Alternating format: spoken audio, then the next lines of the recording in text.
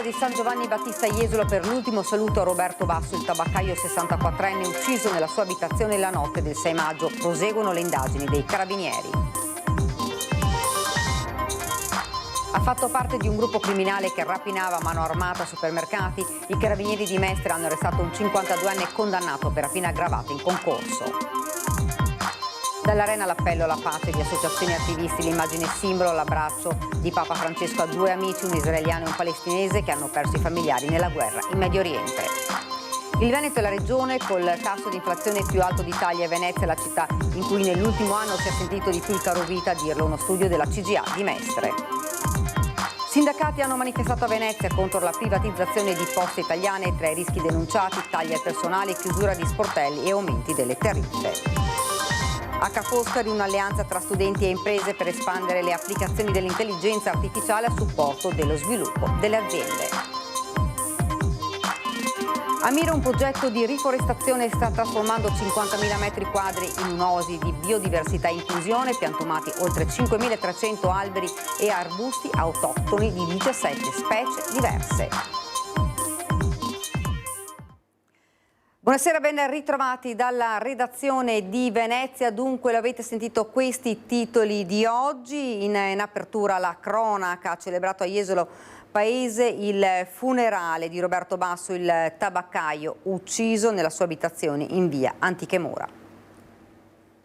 Amici e parenti si sono ritrovati nella chiesa di San Giovanni Battista a Jesolo Paese per dare un ultimo saluto a Roberto Basso, il 64enne tabaccaio ucciso nella sua abitazione in via Antiche Mura nella notte del 6 maggio. Fra le autorità presenti in prima fila il sindaco Christopher De Zotti con la fascia tricolore. Sul lato opposto, accanto al feretro, i familiari, la sorella Francesca, il fratello Andrea, i nipoti e i parenti. Consegniamo Roberto alla misericordia del Signore, ha detto Don Gianni Fassina. Siamo nella sofferenza.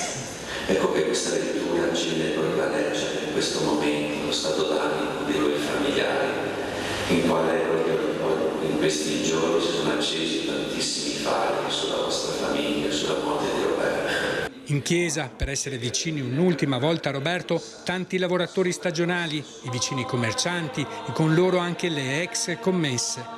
Tante persone che conoscevano bene il 64enne, una persona discreta che a Jesolo Mare ricordano con affetto.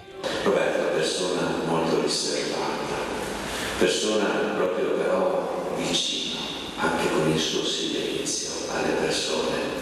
E il silenzio di Roberto, il suo, riservatezza è fatta proprio di rispetto, di vicinanza. Persona molto gentile, senza mai alzare la voce, una persona discreta, una persona accogliente, una persona generosa, sempre pronto ad aiutare. Le indagini in questi giorni proseguono serrate. I carabinieri stanno esaminando tutti i tabulati telefonici dei cellulari sequestrati, così come i movimenti del computer sequestrato in tabaccheria. Perlustrate anche le campagne adiacenti alla casa dove Basso viveva. Qualcuno, nel frattempo, ha portato un mazzo di fiori nella cassetta della posta, colma di lettere. È il giorno dell'addio e la famiglia, affranta in un composto dolore, si è unita per salutare un'ultima volta un uomo per bene, la cui morte è ancora un mistero. I carabinieri di Mestre hanno eseguito un ordine di carcerazione emesso dall'autorità giudiziaria di Venezia nei confronti di un 52enne già agli arresti domiciliari, condannato alla pena residua definitiva di 2 anni e 6 mesi di reclusione per rapina aggravata in concorso. L'uomo ha fatto parte di un gruppo criminale composto da altri 3 italiani che nella primavera del 2022 ha messo a segno molteplici rapine a mano armata a supermercati nelle province di Venezia e di Padova. Ed ora invece veniamo alla visita a Verona di Papa Francesco, Arena di Pace 2024, sul palco insieme al Santo Padre, testimoni di pace e cooperazione, l'immagine simbolo, l'abbraccio a 2 imprenditori, uno israeliano, l'altro palestinese, che in guerra hanno perso i loro cari.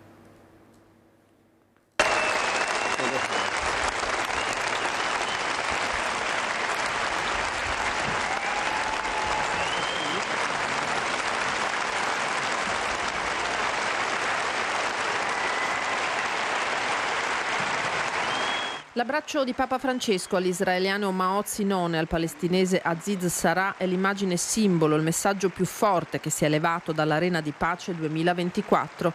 Il primo ha perso i genitori per mano di Hamas, il secondo il fratello per mano invece dell'esercito israeliano, ma questo non ha impedito loro di diventare amici e collaboratori. Il nostro dolore, la nostra sofferenza ci hanno avvicinati. Ci hanno portato a dialogare per creare un futuro migliore. Siamo imprenditori e crediamo che la pace sia l'impresa più grande da realizzare. L'Arena in piedi li applaude, il pontefice chiede un minuto di raccoglimento e preghiera. Davanti alla sofferenza di questi due fratelli, che è la sofferenza dei due popoli, non si può dire nulla. Non si può dire nulla. L'Arena di Pace torna dunque a riunirsi. Sul palco Amadeus, Francesco dialoga con le varie realtà della società civile, dell'associazionismo, dei movimenti popolari presenti in Italia. Si susseguono le testimonianze video e in presenza. Lei è un uomo di pace e lei può fare molto. Auguro a tutti, con le parole di Don Tonino Bello, di essere malati di pace. Questa è una patologia da cui nessuno di noi deve guarire. Grazie Papa Francesco. L'individualismo è all'origine delle dittature, accusa il Papa, che invita a non avere paura dei conflitti. Fanno parte della nostra vita, sono fisiologici, quando non travalichino la soglia della violenza. Quindi non averne paura dei conflitti, benvenuti per risolverli. Agire come comunità, dare voce ai piccoli, bambini, anziani. Stiamo attenti con i vecchi. I vecchi sono saggezza. Non dimentichiamo questo. Io lo dico con dolore. E questa società tante volte nasconde i vecchi, abbandona i vecchi. A cantare per Papa Francesco c'è anche la trevigiana Erika Boschiero. Un'emozione grande per quello che rappresenta, soprattutto in questo momento storico, perché credo sia l'unico capo di Stato che ha veramente preso una posizione per la pace attiva, no? Ed è una posizione scomoda forse per certi versi. La pace, conclude Francesco, la creano i popoli. Sono sempre sogni a dare forma al mondo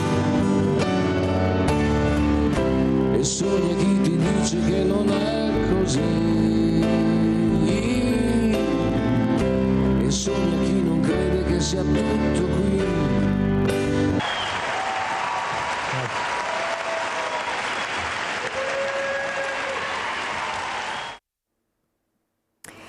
Il Veneto è la regione col tasso di inflazione più alto d'Italia e Venezia è la città in cui nell'ultimo anno si è sentito il più caro vita, a dirlo uno studio della CGIA di Mestre. Venezia, capoluogo dell'inflazione e di una regione che nell'ultimo anno è stata la più colpita d'Italia dal caro vita. Secondo l'ufficio studi della CGIA di Mestre, infatti, l'inflazione in Veneto nell'ultimo anno è stata dell'1,3%, davanti a Campania e Toscana con l'1,2% e il Friuli Venezia Giulia con il più 1,1%.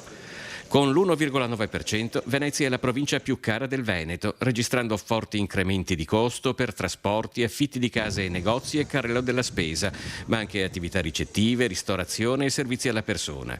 Padova è all'1,5%, Treviso all'1,4%. La situazione è comunque in netto miglioramento. Tra aprile 2023 e lo stesso mese dell'anno precedente, l'aumento in Veneto era stato del 7,7%, con punte dell'8% a Venezia e Padova. L'inflazione sta frenando in tutta Europa e questa è una buona notizia che speriamo venga giudicata positivamente anche dalla Banca Centrale Europea. Mai come in questo momento, infatti, avvertiamo la necessità di tagliare il tasso di interesse che oggi è al suo massimo storico da quando c'è la moneta unica. Una soglia ingiustificatamente elevata che sta ostacolando il ricorso ai prestiti bancari da parte delle famiglie e in particolar modo delle imprese di piccola dimensione. Sindacati hanno manifestato a Venezia contro la privatizzazione di Poste Italiane. Tra i rischi denunciati: tagli al personale, chiusura di sportelli e aumenti delle tariffe. Tutto il Veneto è riunito qui per la manifestazione contro l'ulteriore svendita e privatizzazione di Poste. È un percorso unitario che ci porterà il prossimo 30 di maggio davanti al MEF a manifestare. Tagli al personale, di servizi alla clientela con chiusura di sportelli, aumenti delle tariffe, possibile ulteriore cessione di quote, dubbi sull'utilizzo dei dati sensibili. E con questa lunga lista di motivazioni che diverse sigle sindacali si sono trovate a manifestare contro la privatizzazione di Poste Italiane in Campo San Maurizio a Venezia. Sono 124 gli uffici postali del nostro territorio. La privatizzazione comporterà la chiusura di una parte di questi, la riduzione dei servizi. Vuol dire abbandonare il territorio, vuol dire garantire meno presidio e meno servizio pubblico ai cittadini. Per questo chiediamo al governo di cambiare idea, per questo sosteniamo la protesta dei lavoratori, che è una protesta non solo per difendere l'occupazione, ma per difendere un servizio a tutta la cittadinanza. Abbiamo avuto l'incontro con la Regione e con l'Anci Veneto, che hanno capito l'inadeguatezza di questa manovra, e speriamo che il percorso continui e si fermi e si arresti questo processo.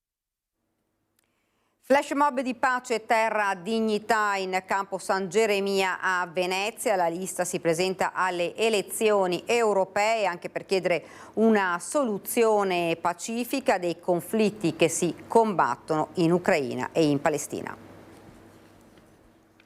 Queste due guerre stanno distruggendo le speranze della parte più, non solo della parte più povera della popolazione, ma dei cedimenti. C'erano tra gli altri anche Michele Santoro e Paolo Rossi, tra i volti noti che si candidano alle elezioni europee con la lista Pace, Terra, Dignità al flash mob organizzato dal movimento in Campo San Geremia a Venezia. Il titolo era Parole proibite, informazione.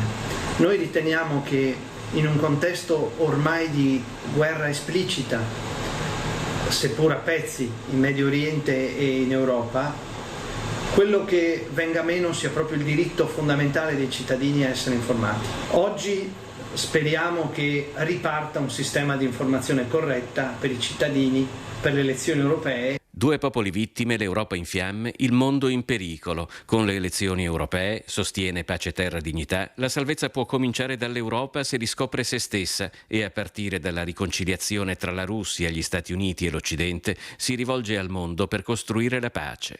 Noi siamo una lista che ha raccolto 100.000 firme, oltre 10.000 nel solo Veneto, e dal sistema dei media ci sentiamo spesso esclusi, nonostante la proposta di Pace, Terra e Dignità e i suoi candidati siano candidati assolutamente di rilievo.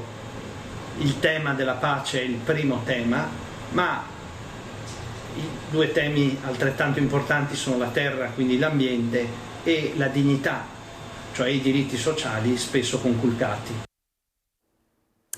A Ca' Foscari un'alleanza tra studenti e imprese per espandere le applicazioni dell'intelligenza artificiale a supporto dello sviluppo delle aziende. L'applicazione dell'intelligenza artificiale è un settore in piena e rapidissima espansione. 30 studenti universitari di marketing e e-business di Ca' Foscari hanno risposto così alle sfide lanciate da 10 medie e grandi aziende, ideando applicativi di intelligenza artificiale per agevolare il lavoro dei dipendenti, migliorare il rapporto con l'utente, ottimizzare i processi produttivi e rendere le imprese più competitive sul mercato.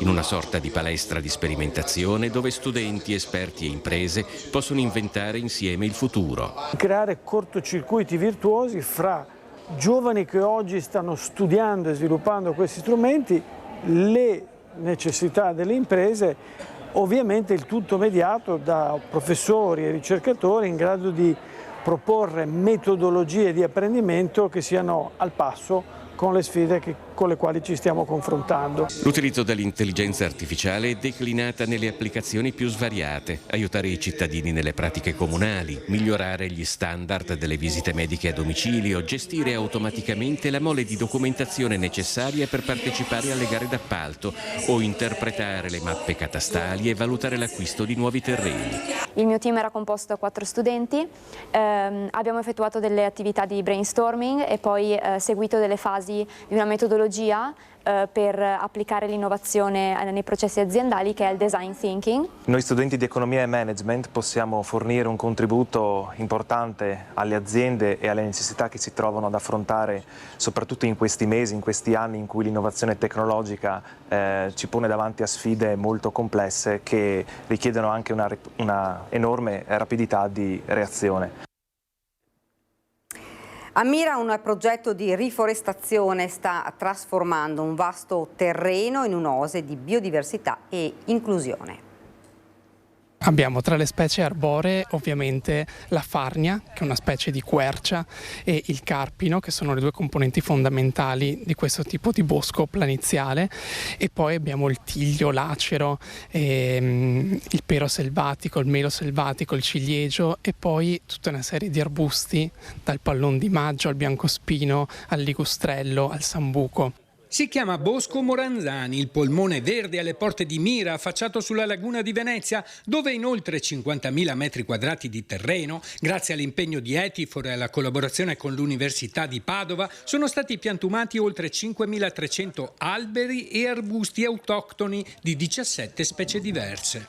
Ma non è finita, altre piante sono state messe a dimora per continuare a far crescere questo importante progetto, che si è aggiudicato un cofinanziamento del Ministero della Transizione Ecologica per la riduzione delle emissioni di CO2. Sono state usate sia specie arboree che arbustive, autoctone, ecologicamente consone con il contesto, e anche con un'ottica di arricchimento per favorire l'avifauna e l'apicoltura.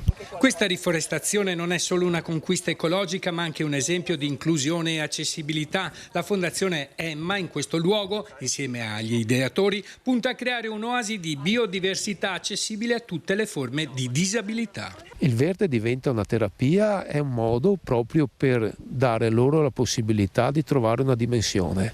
E la cosa più bella è poterlo fare in un contesto naturale. La foresta di Mira non è solo un luogo di crescita per le piante, ma anche per la comunità, esempio tangibile di come lo sviluppo sostenibile possa andare di pari passo con il benessere sociale. A dare sostegno all'iniziativa anche una banca. Il nostro contributo alla riduzione delle emissioni di CO2 nell'aria, l'attenzione al sociale, quindi il forte focus dell'azione di Fondazione Emma per l'utilizzo inclusivo del bosco. Lo scorso anno il tema trattato era stato interconnettiamoci sull'uso e l'abuso della rete. Quest'anno ai circa 280 studenti di terza media degli istituti comprensivi di Venezia Centro Storico una riflessione sulla legalità, ispirandoci al libro sulle regole di Gerardo Colombo. Cosa significa legalità e perché a volte sembra così difficile rispettarla. I 26 vincitori del concorso letterario organizzato da anni dal Lion Club Venezia Host hanno ricevuto un buono libro di 100 euro. Ed era questa la nostra ultima notizia. Io ora vi saluto, vi ringrazio per averci seguito. Subito dopo la sigla le previsioni del tempo. Grazie, arrivederci.